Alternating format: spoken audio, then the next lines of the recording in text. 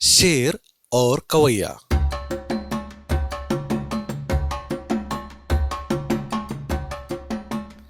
एक बार एक कवैया जंगल के रास्ते जा रहा था। उस इलाके में कहानी कहने वाले को कवैया कहा जाता है। घना जंगल था, हर तरफ ऊंचे ऊंचे पेड़ों की परछाइयां जमीन पर पड़ी हुई थी। घास भी काफी ऊंची हो गई थी। पगडंडी पर सूखे पत्ते और हरी लताएं पड़ी हुई थी। कभी कभी दूर से बंदर के चीखने की आवाज आती थी।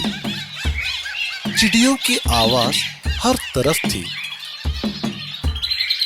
अचानक कभी पास ही कहीं सांप का फुफकारना भी कानों में फैल जाता था और कवैया का मन डर से कांपने लगता था। वो डर से बचने के लिए अपने आप को कहानी सुनाता चल रहा था। वो जैसे ही घने जंगल से कुछ बाहर निकला और उसने राहत की सांस ली, उसने पाया कि उसके सामने जाने कहां से एक शेर आकर खड़ा हो गया। उसकी आंखें जैसे ही शेर की आंखों से मिली, उसके पूरे शरीर में कंपन छूट गई। हाथ पसीने से भीग गए। उसने अपनी आंखें शेर की ओर से हटा ली और दूर आकाश में तैरती हुई चील को देखने लगा। शेर उसकी ओर बढ़ने लगा। कवैया ने सोचा, अब भागकर जान नहीं बचाई जा सकती, इसीलिए वो वहीं खड़ा रहा। उसने कुछ हिम्मत करके शेर की आंखों में आंखें डालकर जोर से कहा, ठहरो। पहले शेर कुछ समझा नहीं, फिर कवैया के हाथ के इशारे को देखकर रुक गया।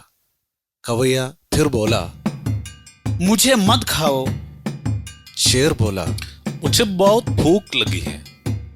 कवैया मुस्कुराया और बोला, भूख तो तुम कुछ और खाकर भी मिटा सकते हो, पर मैं तुम्हें ऐसा कुछ दे सकता हूं जो और कोई नहीं दे सकता।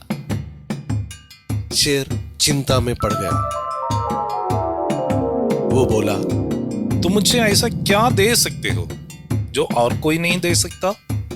मैं तुम्हें कहानी सुना सकता हूं। कवैया ने खुश होकर कहा। शेर ये सुनकर चौंक गया। उसने ऐसा कुछ कभी सुना नहीं था। वो बोला, एक कहानी क्या होती है?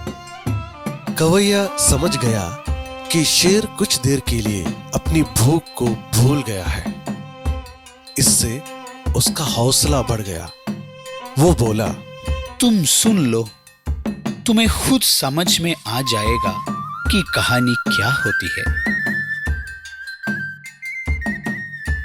शेर की उत्सुकता बढ़ गई। वो फिर बोला, कुछ तो बताओ। कवैया बोला, कहानी दुनिया की सबसे अनोखी चीज होती है। खुद दिखती नहीं, पर न जाने कितने जीव जंतुओं को, पेड़ों, पक्षियों को दिखा देती है। चलो किसी घने पेड़ की छाया में जाकर बैठ जाते हैं, वही मैं तुम्हें कहानी सुनाता हूँ।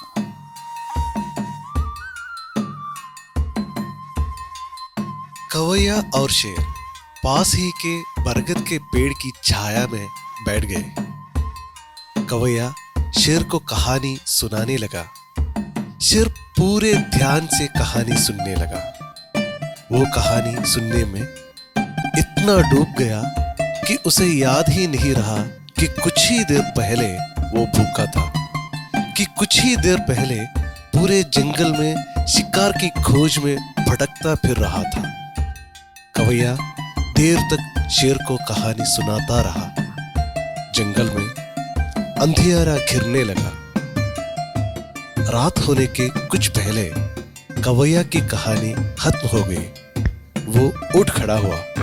उसे देखकर शेर बोला, तुम्हारी कहानी सचमुच अनोखी है। मैं तुम्हें नहीं खाऊंगा, पर तुम्हें रोज आकर मुझे एक कहानी सुनानी पड़ेगी। अगर तुम नहीं आए तो मैं तुम्हारे घर आकर तुम्हें खा जाऊंगा।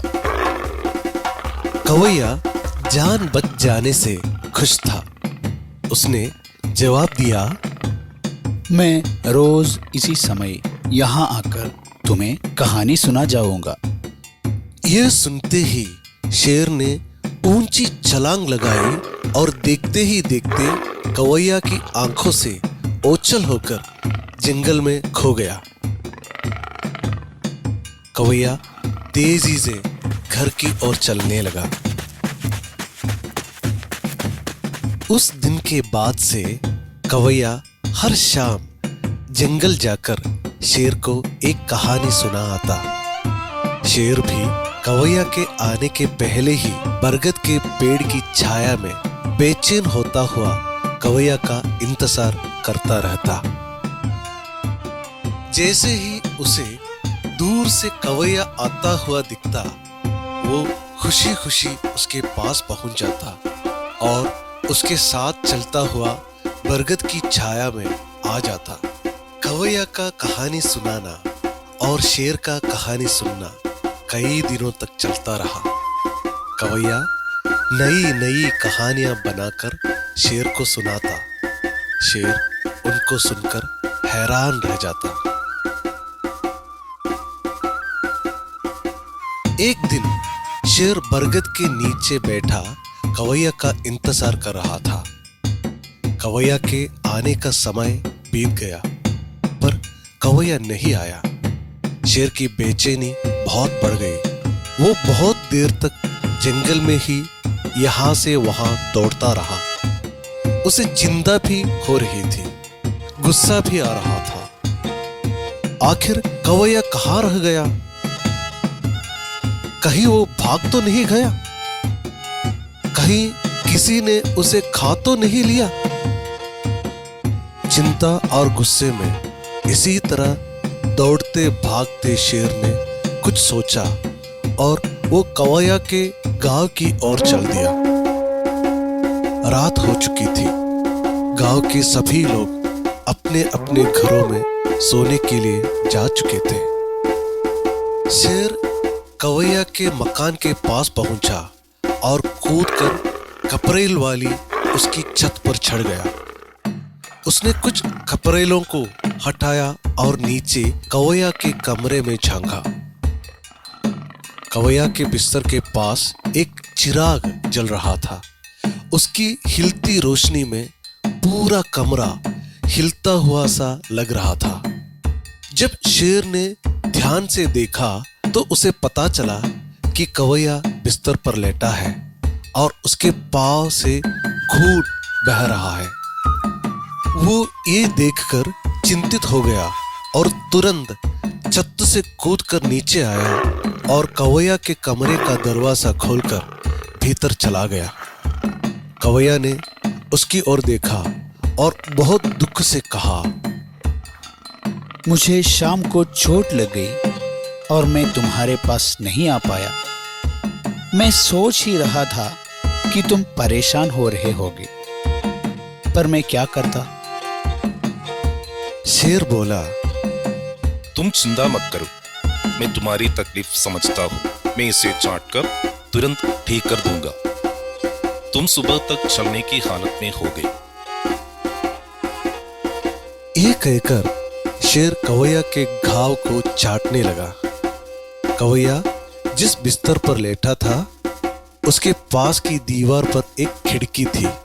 खिड़की और कवैया के बीच शेर खड़ा था। हवा खिड़की से आकर शेर के शरीर से टकराती और फिर कवैया तक पहुंचती थी। शेर के शरीर से उठती गंध हवा में खुलकर कवैया की नाक तक पहुंच रही थी। कवैया शेर से बोला, तुम वहां से हटकर बिस्तर के इस तरफ आ जाओ। शेर ने चाटना छोड़कर सिर उठाया और पूछा, क्यों? कवैया बोला, तुम्हारे शरीर से दुर्गंध आ रही है। ये सुनकर शेर की आंखें भर आई। उस समय शेर अपने दोनों पंजे बिस्तर पर रखकर कवैया की चोट पर झुका था। कवैया की ये बात सुनते ही उसने बिस्तर से अपने दोनों पंजे नीचे कर लिए। वो कवैया के चेहरे के कुछ पास आकर सोचता हुआ सा बोला, मैं अक्सर सोचता था कि जैसे हर जानवर एक तरह का होता है, वैसे ही ये आदमी किस तरह का जानवर है।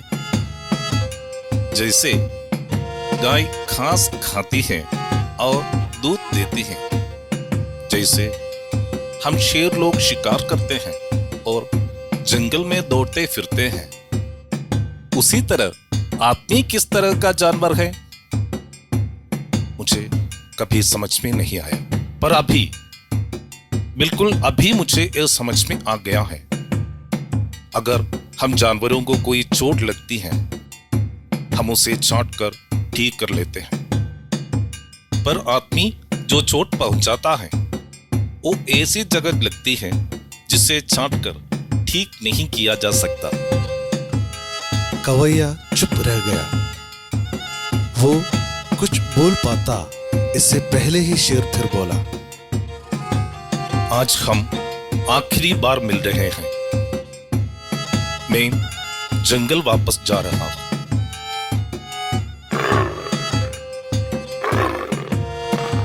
शेर धीरे धीरे चलता हुआ कवैया के दरवाजे तक पहुंचा। बाहर अंधेरा गहरा गया था। उसने कूदकर बाट को लांघा और तेज दौड़ता हुआ घने जंगल में खो गया।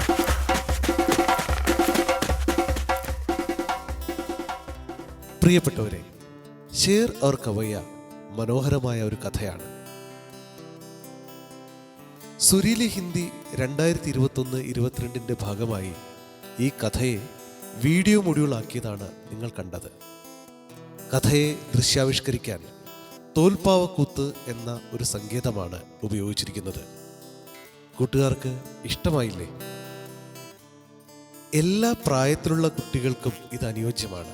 എങ്കിലും 9 മുതൽ 12 വരെ ക്ലാസ്സിലുള്ള കുട്ടികൾക്ക് വേണ്ടിയാണ് ഇപ്പോൾ ഇത് തയ്യാറാക്കിയിരിക്കുന്നത്. കഥ വായിക്കുവാനും ഉൾക്കൊണ്ട് ആസ്വദിക്കുവാനും കഴിയുന്ന തരത്തിലാണ് ഇതിൻ്റെ ദൃശ്യാവിഷ്കാരം. കഥയുടെ മുഴുവൻ ടെക്സ്റ്റും ആവശ്യമായ വാക്കുകളുടെ അർത്ഥവും സബ്ടൈറ്റിലായി നൽകിയിട്ടുണ്ട്. കൂട്ടുകാർ പലതവണ ഇത് കാണുകയും കേൾക്കുകയും ചെയ്യണം. കഥയുടെ ഏതെങ്കിലും സന്ദർഭത്തിന് ആവശ്യമായ പാവകൾ കട്ടിയുള്ള പേപ്പറിൽ വെട്ടിയുണ്ടാക്കി ഇതുപോലെ ദൃശ്യാവിഷ്കരിക്കാൻ ശ്രമിച്ചു നോക്കൂ. പുതിയ ഒരു കഥയെടുത്ത് ഭാഗികമായോ പൂർണ്ണമായോ പാവക്കൂത്തായി ആവിഷ്കരിക്കാൻ കഴിയുമോ? റെക്കോർഡ് ചെയ്ത് ടീച്ചർക്ക് അയച്ചു കൊടുക്കൂ. ആ അനുഭവങ്ങൾ കൂടി എഴുതി അയക്കൂ. ഇത്തരം പാവചിത്രങ്ങൾ കൂടി ചേർത്താൽ അനുഭവക്കുറിപ്പിന് നല്ല ലേഔട്ട് ആവും അല്ലേ? തോൽപ്പാവക്കൂത്തിനെ കുറിച്ച് ഒരു കുറിപ്പ് കൂടി തയ്യാറാക്കാം. അതും ടീച്ചർക്ക് അയച്ചു കൊടുക്കാം. അതിനുള്ള വിശദാംശങ്ങൾ ഇന്റർനെറ്റിൽ നിന്നും ശേഖരിക്കാം. अच्छा, अब इस कहानी से संबंधित क्या क्या करेंगे? शेर और कवैया कहानी के किसी प्रसंग के लिए कठपुतली बनाएं और उसे छाया कठपुतली खेल के द्वारा प्रस्तुत करें. उसका वीडियो बनाकर टीचर को भेज दें. किसी एक कहानी को लेकर उसकी प्रस्तुति पूर्ण या आंशिक रूप से छाया कठपुतली खेल के माध्यम से प्रस्तुत करें. उसका वीडियो बनाकर टीचर को भेज दें. इस अनुभव पर टिप्पणी लिखें. कठपुतली का चित्र बनाकर लेआउट करें और टीचर को भेज दें. केरल का छाया कठपुतली खेल संबंधी एक टिप्पणी लिखें. उसके लिए इंटरनेट की मदद लें. ആശംസകളോടെ സുരീലി ഹിന്ദി ടീം.